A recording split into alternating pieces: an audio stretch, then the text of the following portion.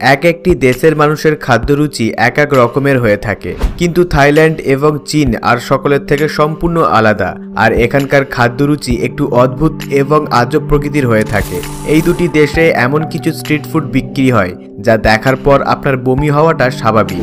আপনাকে আগেই সাবধান করে দিলাম। আজ আপনাদের পরিচয় করিয়ে দেব থাইল্যান্ড এবং চীনের কতগুলি সুস্বাদু খাবারের সঙ্গে। তবে এই খাবারগুলি হয়তো আপনার কাছে জঘন্য হতে পারে। তাহলে আর বেশি কথা না বাড়িয়ে লেটস গেট স্টার্টেড।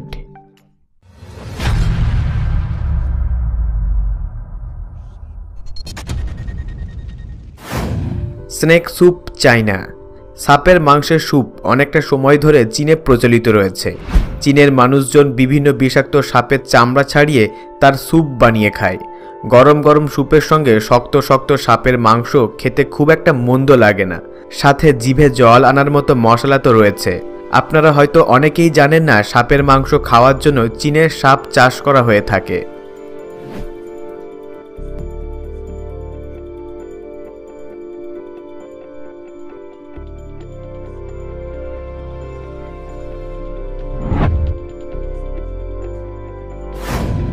রোডডুয়ান থাইল্যান্ড।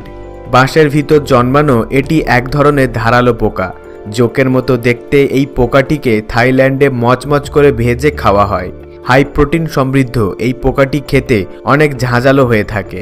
লবণে ভাজা মচমচে পোকাটি মরিচের জলে ভিজিয়ে খেতে খুব একটা খারাপ লাগে না। বেশিরভাগ স্ট্রিট ফুড দোকানগুলিতে এই খাদ্য পাওয়া যায়।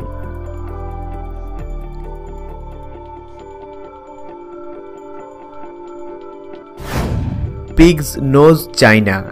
শূকরের নাক চীনের মানুষের কাছে খুবই জনপ্রিয় একটি খাদ্য। শূকর কাটার পর তার মাথা থেকে চামড়া সহ নাক কেটে নেওয়া হয়। তারপর নাকের ফুটোর মধ্যে নানান রকমের মশলা ঢুকিয়ে রান্না করা হয়। খেতে মুরগির কলিজার মতো এই খাবারটি অত্যন্ত সুস্বাদু, এমনটাই মন্তব্য করে চীনের সাধারণ মানুষজন। কিছু মানুষ এটিকে ট্র্যাডিশনাল খাদ্য বলেও মন্তব্য করে।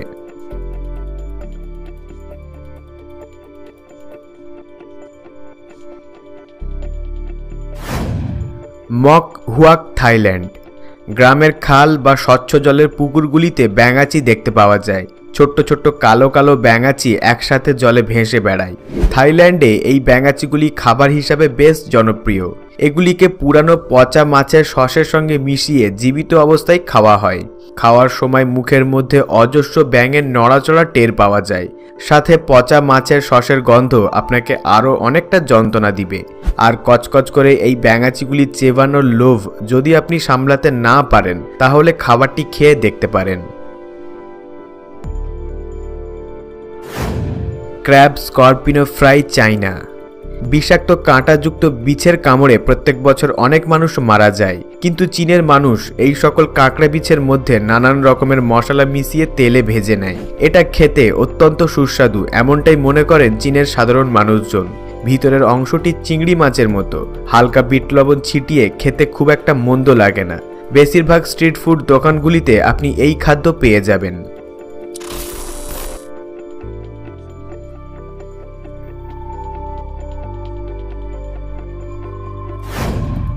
গংটেন থাইল্যান্ড। অদ্ভুত এই খাবারটির আরেক নাম ডান্সিং শ্রিম্প। মাছের সস, ধনেপাতা আর লেবু রসের মিশ্রণে তৈরি করা হয় চাটনি, আর তার মধ্যে ছোট্ট ছোট্ট জীবন্ত চিংড়ি মাছ ডুবিয়ে রাখা হয়। এটাতে চিংড়ি মাছগুলি প্রচণ্ড যন্ত্রণা পায় আর ছটপট করতে থাকে। থাইল্যান্ডের মানুষ মনে করেন এটাতে চিংড়ি মাছের স্বাদ আরও অনেকটা বেড়ে যায়, আর মাছগুলিকে কাঁচা অবস্থায় খাওয়া হয়।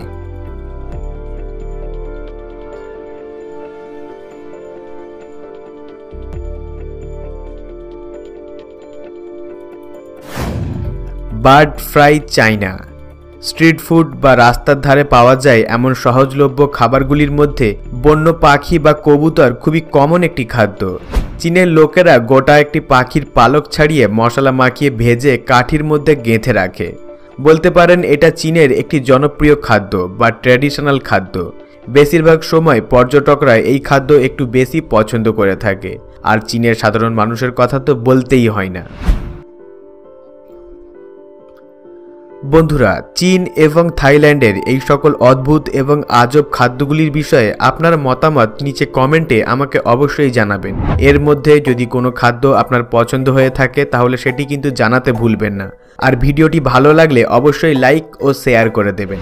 আপনাদের মধ্যে যারা নতুন ভিউয়ার তারা এখনই আমাদের চ্যানেলটিকে সাবস্ক্রাইব করে নেবেন আর পাশে রাখা বেল আইকনটিতে ক্লিক করে অল প্রেস করে রাখবেন, যার ফলে ইউটিউব আমাদের প্রত্যেকটি নতুন ভিডিও নোটিফিকেশন সবার আগে পৌঁছে দেবে আপনার কাছে।